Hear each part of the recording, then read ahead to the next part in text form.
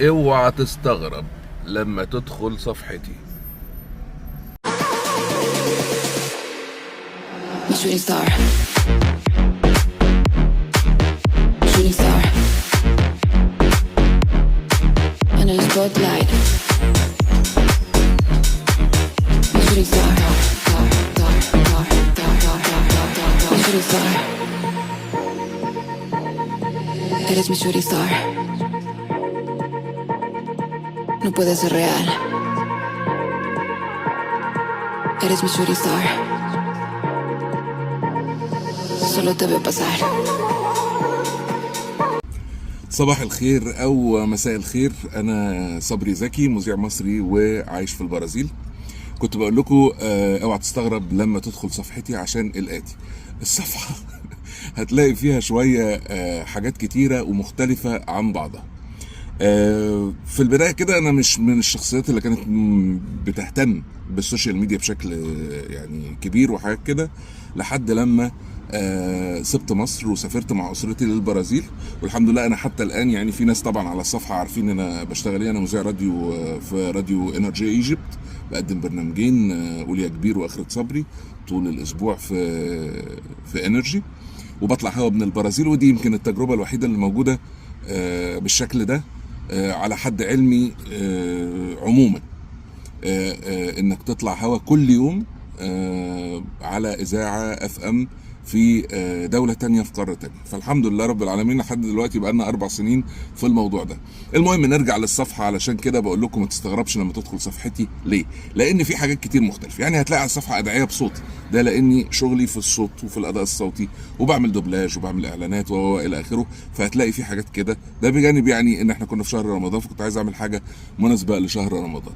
وهتلاقي شق تاني له علاقة بالحياة في البرازيل، وده شق مهم جدا وهبتدي اهتم بيه بشكل خاص. وهتلاقي شق ثالث كمان له علاقة بالناس اللي حابة انها تجرب تجربة الهجرة او السفر او الاستثمار في امريكا الجنوبية او في البرازيل، وده بعد خوض شوط طويل جدا جدا من التخبطات واللخبطة والنصب وعدم التوفيق في بعض الحاجات، لحد لما الواحد قدر يشوف طريقه بشكل كويس.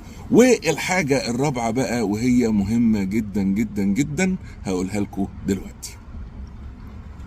الحاجة الرابعة هو بالفعل الناس اللي عايزة تيجي البرازيل او اللي جت فعليا وعايزة تقنن اوضاعها داخل البرازيل، سواء كان عايزة تاخد اقامة دايمة او تعمل جنسية وتقيم فعليا داخل البرازيل.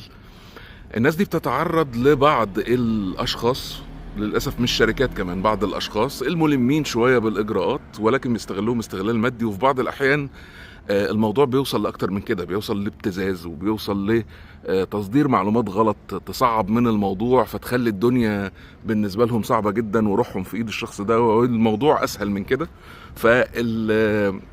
الشق ده بالكامل هيبقى له فيديوهات خاصة تخلي اي حد عايز يجي او جه بالفعل وعايز يقنن وضعه وعايز يعمل اجراءاته بنفسه يقدر يعملها بنفسه بدون الاستعانة باي شخص ايا كان مين هو. وباذن الله كل اسبوع هينزل فيديو او فيديوهين، فيديو عن الحياة اليومية في البرازيل، الحاجات اللي بيتعرض لها اي اجنبي في البرازيل. طبعا احنا اجانب احنا هنا اجانب، فاي اجنبي في البرازيل، و المحاكاة اليومية للأسعار والحاجات اللي كل الناس بتحب انها تتعرف عليها وتعرفها، خصوصا في الأزمات اللي داخل فيها العالم كله، ربنا يعافينا جميعا. وهيبقى في فيديو تاني عن الإجراءات اللي المفروض كل واحد يعملها عشان يقنن أوضاعه بنفسه بدون الاستعانة بأي شخص، بدون التعرض للابتزاز من أي شخص، أو ان شخص يحسسك ان كل حاجة في ايده وهو بس. لا إله إلا الله وحده صدق وعده ونصر عبده وأعز جنده وهزم الأحزاب وحده. لا أتمنى من الله ان المحتوى اللي هنقدمه على الصفحة يعجبكم، وأتمنى اني اكون مفيد للأشخاص المهتمة، سواء كان بالأداء الإذاعي أو الصوتي أو بالهجرة والسفر لامريكا الجنوبيه وللبرازيل، وكمان اللي حابب ان هو يستثمر او يقيم مشروع او يعني يستغل النشاط الاقتصادي والزراعي اللي موجود في البرازيل وفي امريكا الجنوبيه، انه يستفيد برضو من المعلومات اللي هتتقدم في الفيديوهات دي، وان اقدر اقدم له المساعده بشكل كافي باذن الله. اتمنى بس تدعمونا بلايك وشير، وتدعمونا بانكم توصلوا الفيديو لاكبر عدد ممكن يكون عنده استعداد او عنده انترست انه يستفيد من المعلومات دي ان شاء الله. شكرا لكم والسلام عليكم.